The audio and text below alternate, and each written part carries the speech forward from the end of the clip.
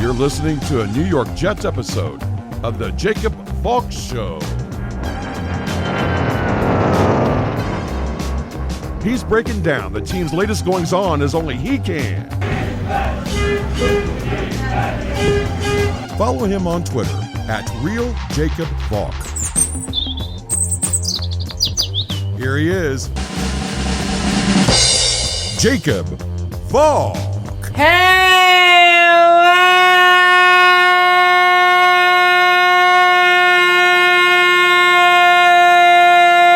Jets fans!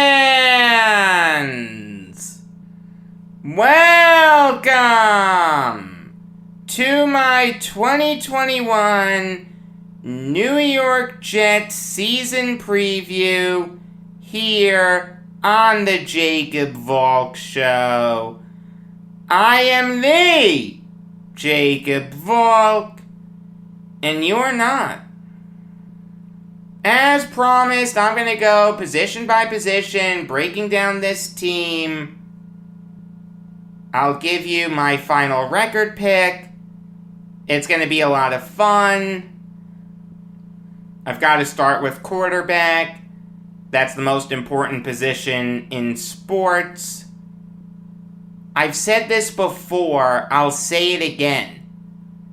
Out of all the young quarterbacks that the Jets have drafted, whether it was Mark Sanchez out of USC, Geno Smith out of WVU, Bryce Petty out of Baylor, Christian Hackenberg out of Penn State, Sam Darnold out of USC, etc., etc.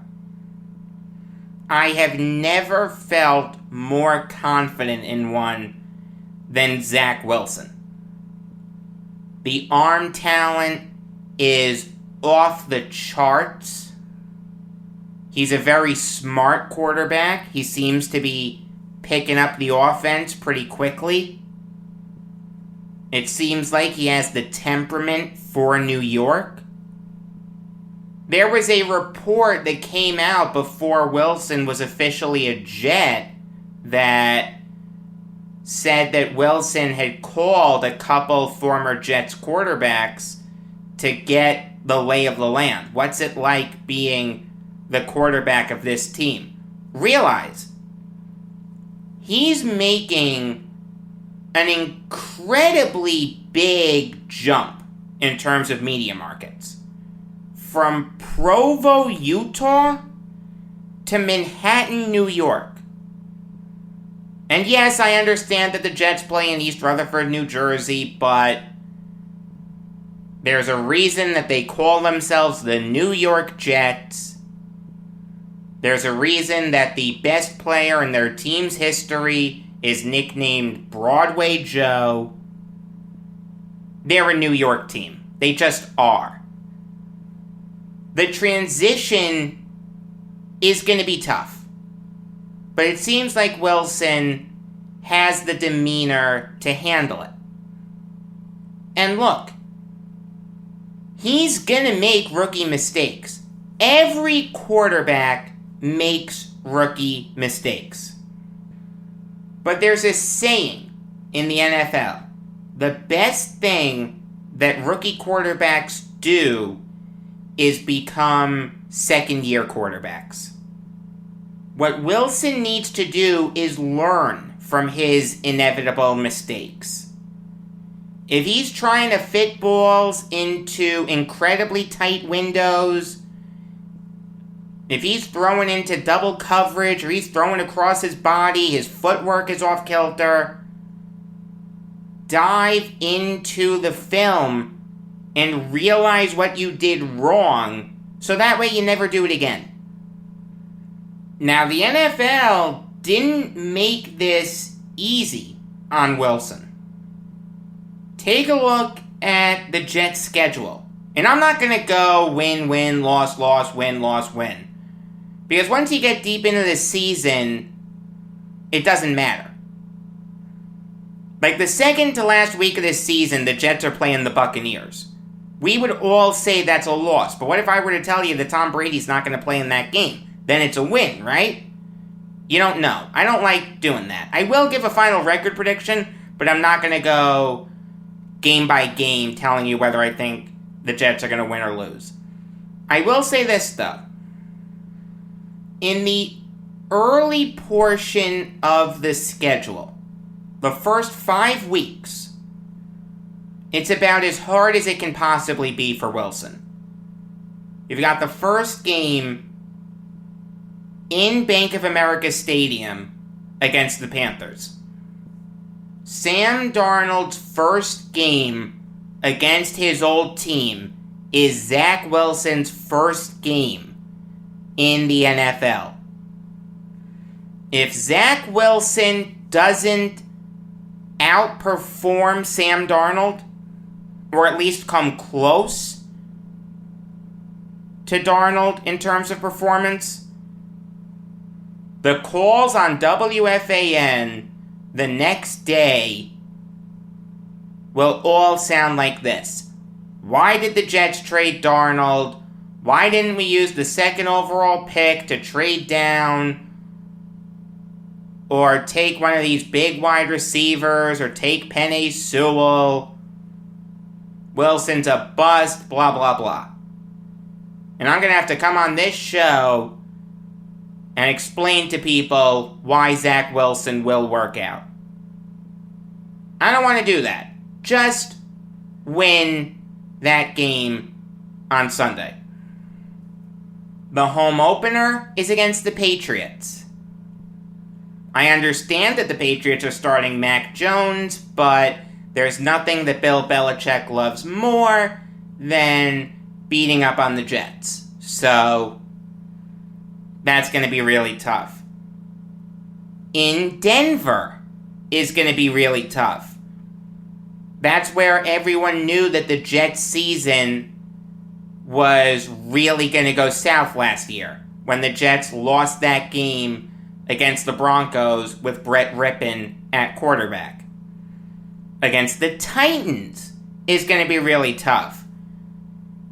The Titans are going to win the AFC South. Even against the Falcons in London will be tough. It's hard to play there with the time difference and get your body acclimated to that. The NFL didn't make this easy for Wilson, but again, I do think he has the temperament to handle this. I think that Wilson's going to throw for about 3,300 yards. He's obviously going to start all 17 games. He'll throw 23-ish touchdowns to 13-ish interceptions. You'll see that he's the real deal. I really think that he'll rise to the occasion. While Wilson is the unquestioned starter at quarterback for the Jets, they don't have an unquestioned starter at running back. On Sunday, Tevin Coleman will get the start, but God only knows if that means he's actually going to get more carries than a guy like Michael Carter or Ty Johnson. As the season unfolds, Carter's probably going to turn into the feature back, but there's no guarantee of that. I would have liked the Jets to have just named Carter the unquestioned starter. I'm a poet and I don't even know it. You're starting rookies at a bunch of other positions. Just start another one. You took this guy in the 4th round. What's the point in playing Tevin Coleman? Is Tevin Coleman really going to give you that much more than Michael Carter? Is Tevin Coleman really going to give you that much more than Ty Johnson? Is Tevin Coleman really going to give you that much more than Michael P. Ryan, who I'm not ready to give up on? I don't want to knock Coleman. I understand that he's familiar with the scheme that Mike LaFleur has installed. But it's just hard for me to get excited about him since I know what he is.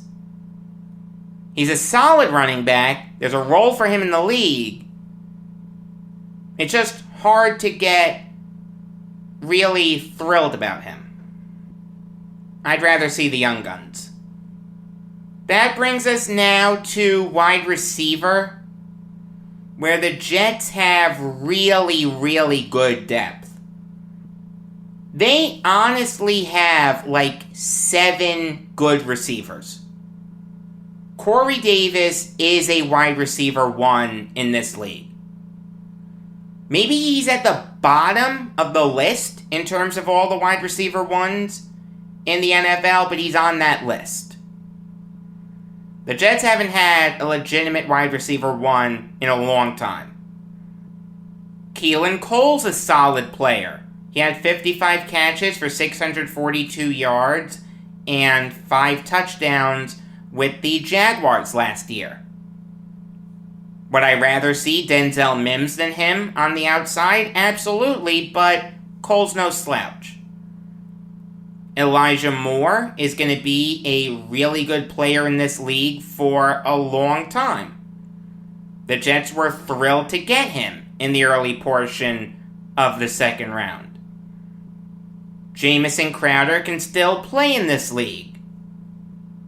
Denzel Mims has a lot of potential. Braxton Berrios and Jeff Smith are solid 4th wide receivers. The Jets have a lot of depth at wide receiver, and it's great to see. The last thing you need is a COVID outbreak or a bunch of injuries at wide receiver, and then you're starting guys named Mo off the street. Also, the Jets don't have a lot of depth at tight end, so you better have a lot of depth at wide receiver if you're not going to use the tight end position a lot. Look, Tyler Kroft is not a bad player.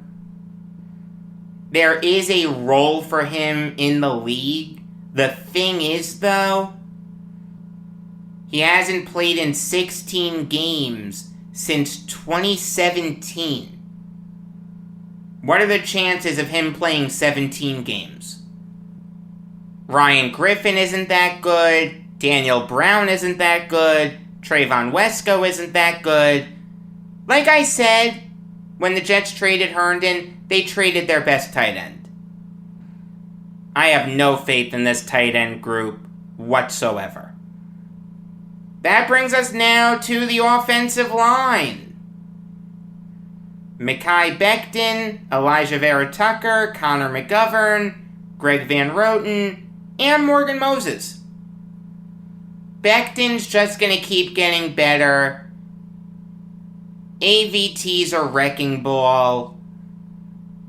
Him and Becton as the future left side of the Jets' offensive line is scary. Connor McGovern did not have a good year last year. I would have liked the Jets to have moved him to right guard and to have signed Austin Ritter, but I guess it's not the worst thing in the world to expect him to bounce back. Greg Van Roten didn't have the worst year ever last year. He wasn't great, but he wasn't terrible. He had a 63 overall grade, according to Pro Football Focus. He was a much better pass blocker than run blocker. And Morgan Moses was a great signing by Joe Douglas late in the offseason. I don't know why Washington moved on from him. Last year, according to Pro Football Focus, he had the best year of his career, an 80.6 overall grade. He's a million times better than George Fant. Job well done there. That brings us now to the defense. I'll start with the defensive line. Shaq Lawson, Quinnen Williams, Foley Fatukasi, and John Franklin Myers. Remember, the Jets are going to run a 4-3. That defensive line is going to be really good. It's going to be great at stopping the run. The thing is, though, they're just not going to have much of a pass rush. Like, Quinnen Williams is going to get doubled on every play. The loss of Carl Lawson can't be overstated. I understand that the Jets traded for Shaq Lawson, but it's going to be tough for him to fill Carl's shoes. Shaq is a good player, don't get me wrong, but man, I was looking forward to seeing Carl Lawson in green. The Jets' D-line has the potential to be really good. It's just that pass rush that scares the ever-loving mercy out of me. It almost makes you think, would you rather the Jets be in a 3-4? So that way they can blitz a little bit more from the linebacker spot. I'm not saying that a 4-3 defense doesn't have blitzes, but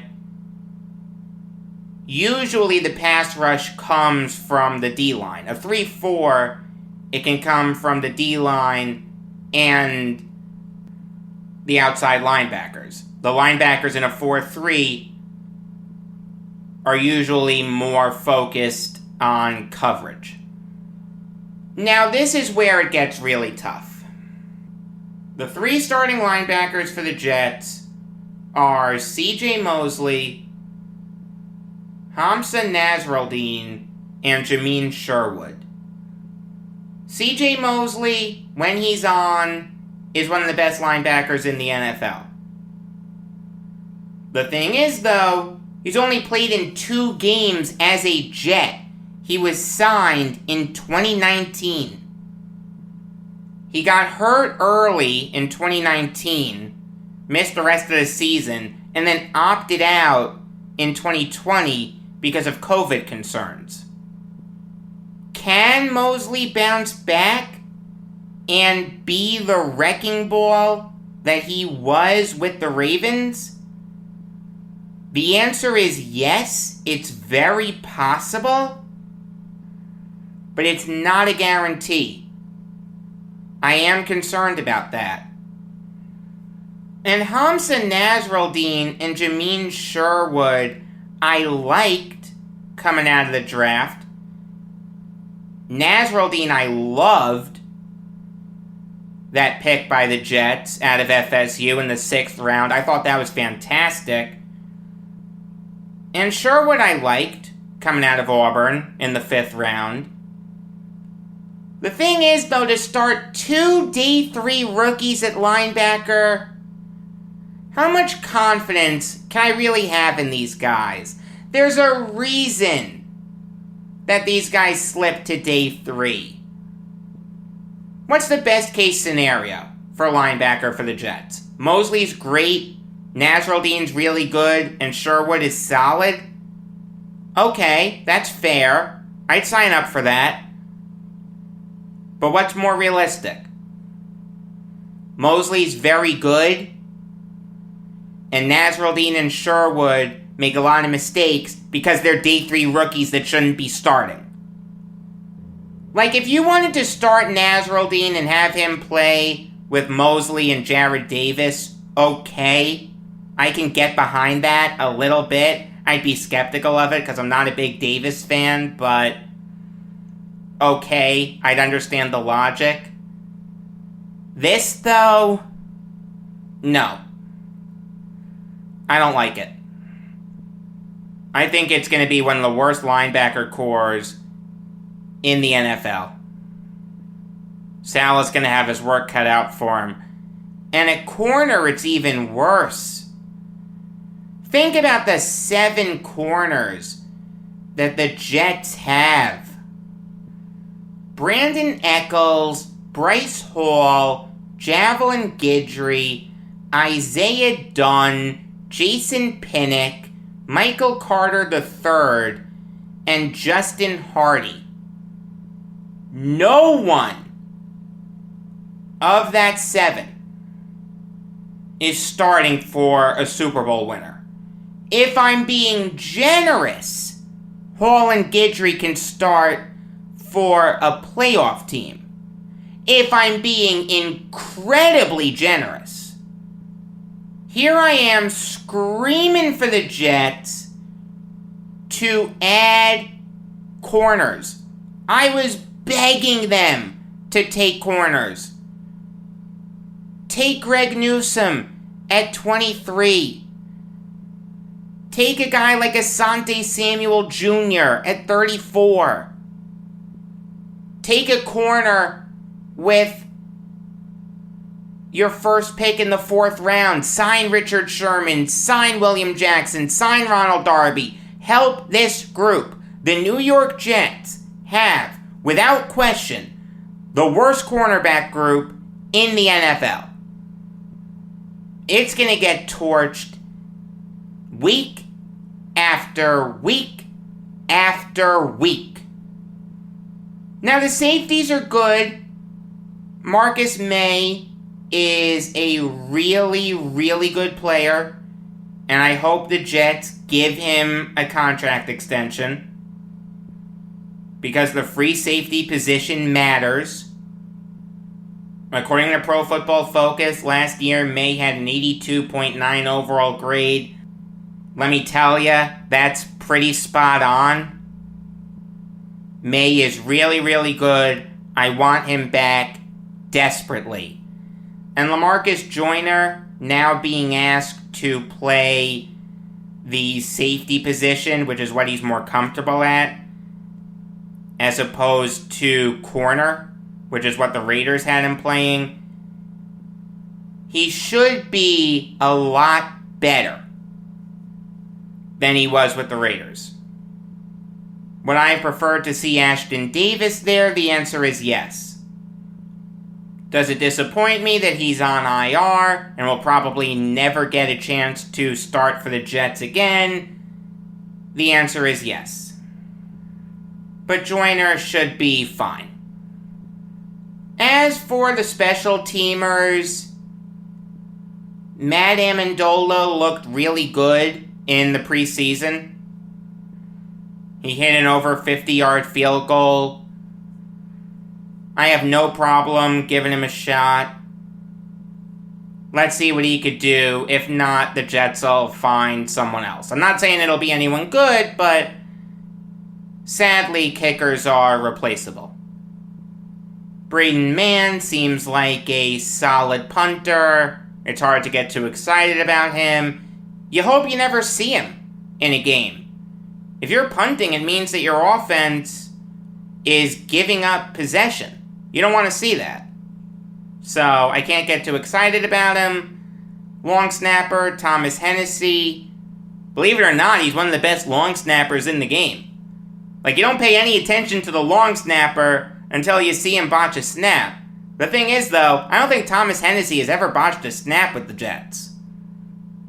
He's actually a really, really good long snapper. So, hey, better to have a good one than a bad one. I'm not going to limit this to just players, though. I want to talk about the coaches and the executives. Do I know how Robert Saleh is going to do as Jets head coach? No. But I can tell you, I'm confident. Would I rather the Jets hired an offensive guru? The answer is yes. A guy like Eric Bieniemy or Lincoln Riley or Brian Daboll would have made perfect sense. Even Dabo Sweeney. But the Jets went with Saleh. He's a very easy guy to get behind. He makes me want to run through a wall for him. All gas, no brake. I've seen him wear those t-shirts. I want that t-shirt. I'll buy that t-shirt. I gotta Google it, see if it's available. Really nice guy. I met him at the Bruins-Islanders game at the Coliseum where the Islanders lost early into overtime. He was really nice to everyone there. Like, Islander security was trying to shoo people away. Saleh was more than happy to take pictures with everyone.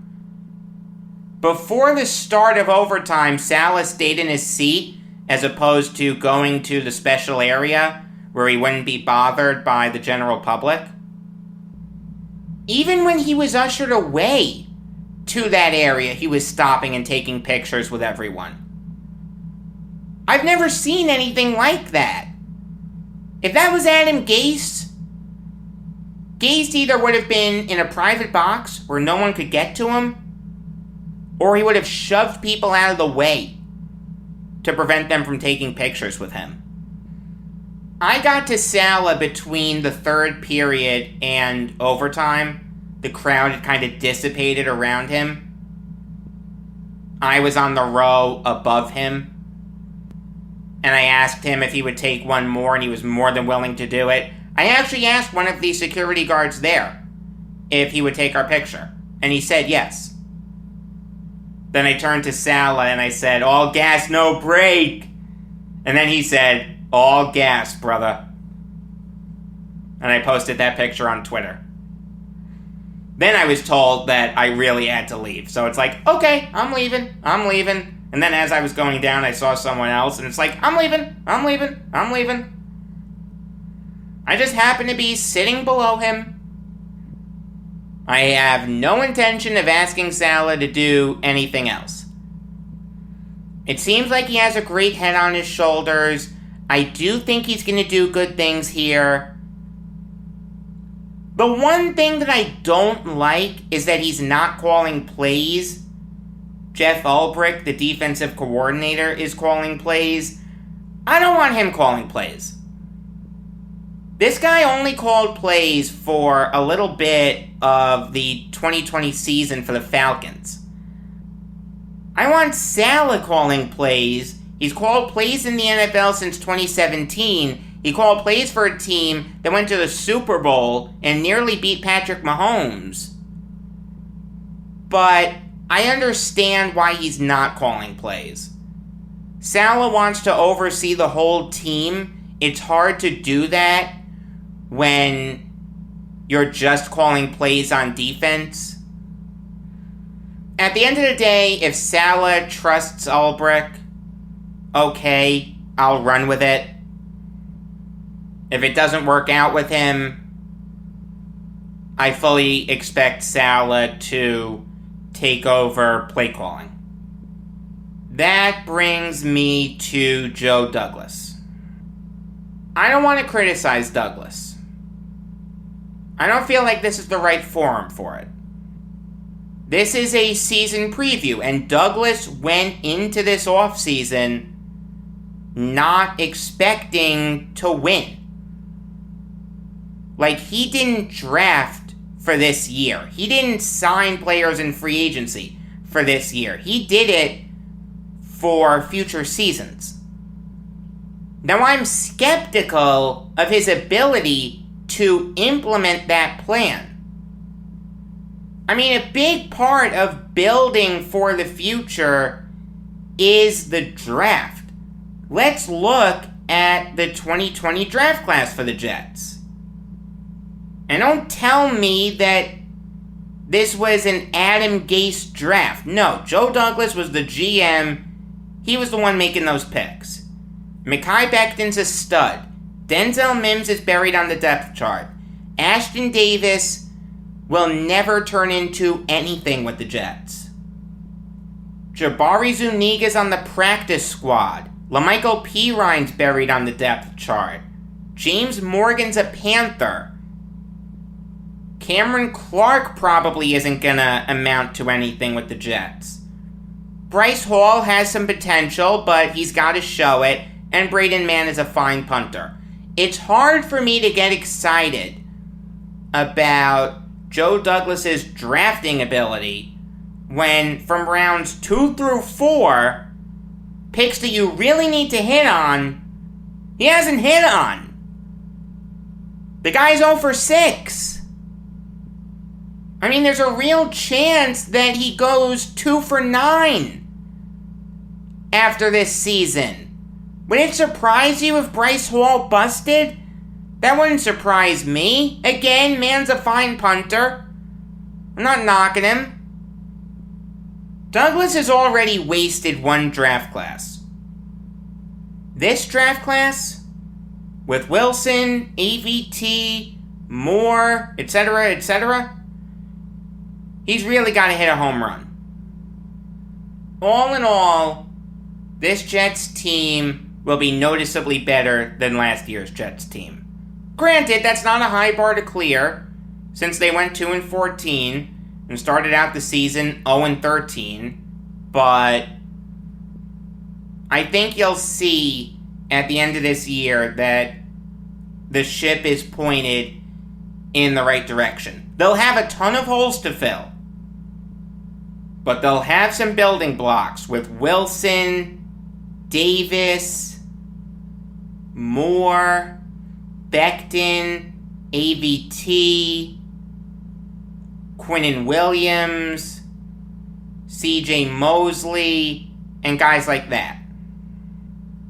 All in all, I expect this Jets team to get at least 5 or 6 wins. I'll be optimistic. I'll say 6-11.